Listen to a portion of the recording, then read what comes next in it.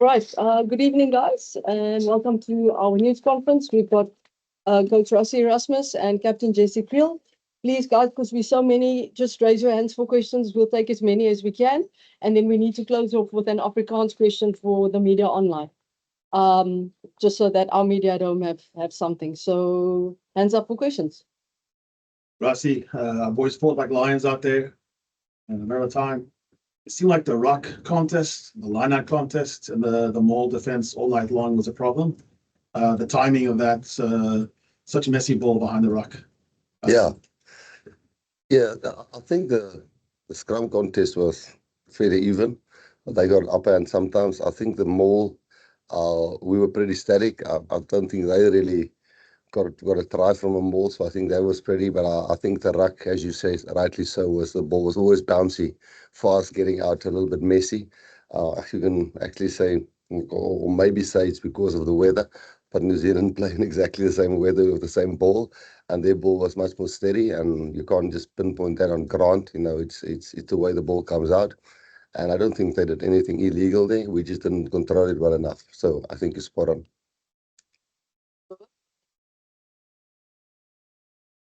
Yes, you're never going to rock up at Eden Park and deliver first, especially the first half, almost like that, and beat all that. Well, if you give them, I think 14 points, too easy tries. I mean, Malcolm was seeing a tackle and he played so well all over.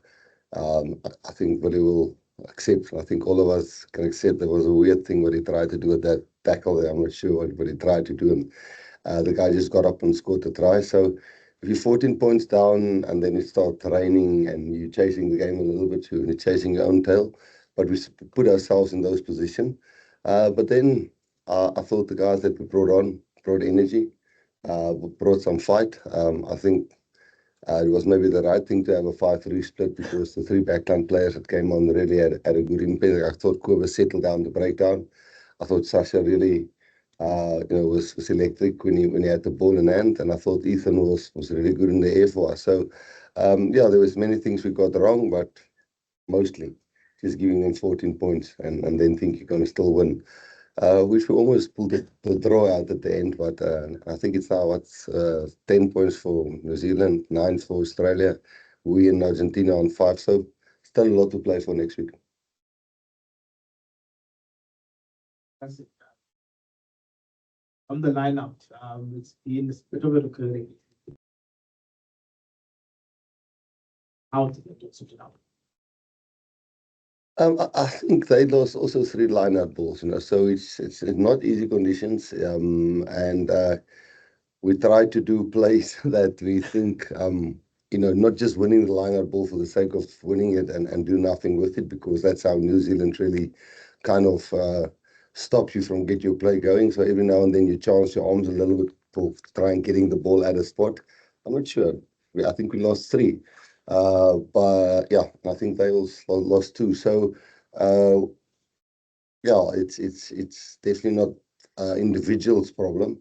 It wasn't in the conditions, and I think that they more or less struggled the same in the lineouts. So it's something that we all must fix. They must fix theirs, and we must fix ours. And it's a group thing. It's definitely not just one person doing something wrong. Sometimes the call, sometimes the throw. Rassie,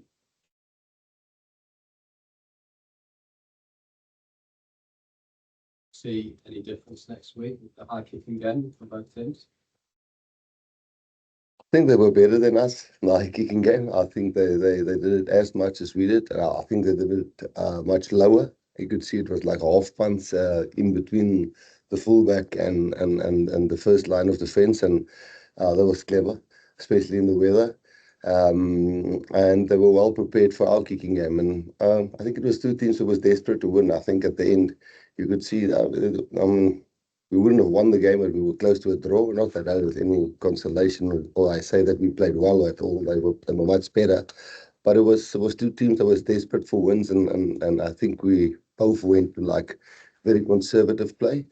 Even their tries were from kicking games and one great line-out move at the back. So, and ours was like a bit of a rumble close to their try line. So I don't know if it will open up next week. You're gonna if we win, they might be in 11 and we might be on 9, or we might be on 10 and they might be on 10. So it's still a crunch game and might be still stages test rugby. And we've got the weather wrong the whole week. We thought it was going to rain the whole week and we tried that today, and it was the other way around. So let's see what the weather is like in Wellington.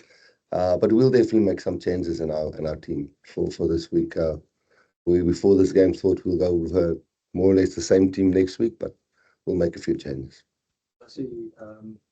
After that 14-0 early on, the All Blacks couldn't pull away, and at the end we were 1 try away from spreading things up. Do you see this bit of a missed opportunity in that regard? Yeah, it's probably looking for positives in a performance that there were spells that were terrible, but then there were really gutsy spells. I don't think they had a lot of other scoring opportunities apart from the tries that they scored. I thought that really we just gave them maybe penalties away when we were on defense. So yes, us fighting back against the #1 team in the world and away from home.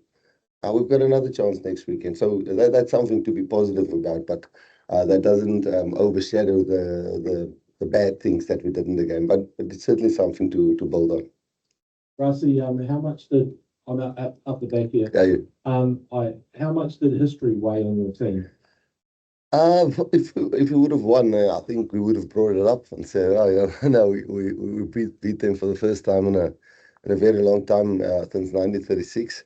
But the next day life goes on, and you play them again in six days' time or 7 days' time, and the same with this loss. They kept their record. Well done to them. They're a great team. We always measure ourselves against them. When we wanted to get back into World Rugby in 2018, our big thing was to just beat New Zealand in New Zealand, and they will always stay the big challenge for us. And we've got another go next week. We couldn't break this record, but it wasn't like we built a whole theme around the Eden Park record, because if you don't do it now, are you then disastrous, or do you just have another chance in the rugby championship? So they can be very proud. They defended it really, really well. New Zealand's wins in South Africa, especially the part have been based on their fast starts. How is it that you can find a way to actually tame those fast starts? Yeah, so the 2 fast starts was a great backline Lineout overthrow, which the guy just spread the guy on the inside. Now, there wasn't time even to adjust or to form a ruck. It was just like the previous game where Nick White just had a quick tap and he kicked the ball. There wasn't even a ruck formed for us to get a chance. And the other one was a cross kick, which the guy fielded and Willie jumped over the guy. So, it's 2 individual errors, and the others they had to grind for, or they had to get a penalty from the defense. So it's a bit frustrating in the sense that it's never the same guy that make the error, and it's every time another stupid error that we make. It isn't like we're saying we're consistently making the same stupid error. There's always a different player at a different facet of the game. And as I always say, we pick the players, we do the defense structures. I mean, if you, Jerry, in this defense, what can you do about the first and the second try that was scored, apart from the 2 guys just making the tackles? So, yeah, it's frustrating, and maybe it's to do with team selection. And sometimes we as coaches and management must put up our hands and say, hey, we're getting it wrong sometimes with combination-wise. And of course, if we got it always right, we will be #1 in the world for forever. But we did not get it right in this game, and we'll have to adjust. Jesse, a lot of teams come down here and they go down 14-0. It's a tough hill to climb. You had to lead a comeback and ignite one. What did you tell the guys to stop that and then get back in the match? Yeah, I think we always knew that New Zealand wanted a fast start, and I think it's a group of guys that are always willing to stand up and fight. So yeah, very proud of how the guys came back. I think there was always a sense of calmness within the group, whether it be when we were down there attacking or behind our poles after those first 2 tries. And I think, yeah, the great thing about the group is that regardless of the situation, the guys will always be willing to fight. And yeah, I was proud of the guys' fight tonight. But then again, we weren't clinical enough. We weren't good enough to win a test match of this magnitude, and credit to New Zealand for the way they played and for closing out that match.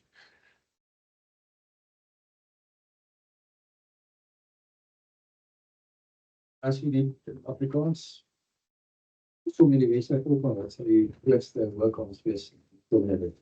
Ja, om eerlik net te wees, om net positiewe te soek uit die wedstryd sal natuurlik wees almal wat sê is oor julle verloor weg van die huis af met 7 punte. So positiewe is seker dat ons daar nog in die run is vir die Rugby Championship en ons het nog 'n kans om teen New Zealand te speel.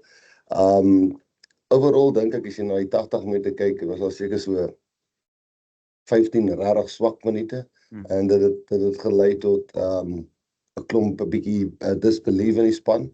En hoe meer ons nader aan die halftyd gekom het om weer in die mix gekom het die ouens weer bietjie belief teruggekry en ek dink die Saps het regtig baie goeie energie in die game ingebring. Op die oomblik was dit 7 punte. So baie teleurgesteld. Ek bedoel, ek weet die mense gaan baie hartvol vir ons wees en ek weet ons gaan baie hou vat en dis mos maar deel van dit.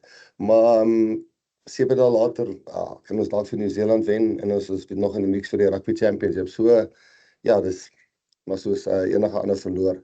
Is nou wel teen die wêreld se nommer 1 weg van die huis af, maar dit maak dit nie lekkerder nie. Maar dit is nog steeds baie sleg.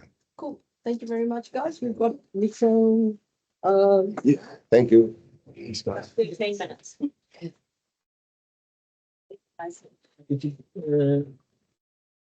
So We've got Razor and Scooter on the way.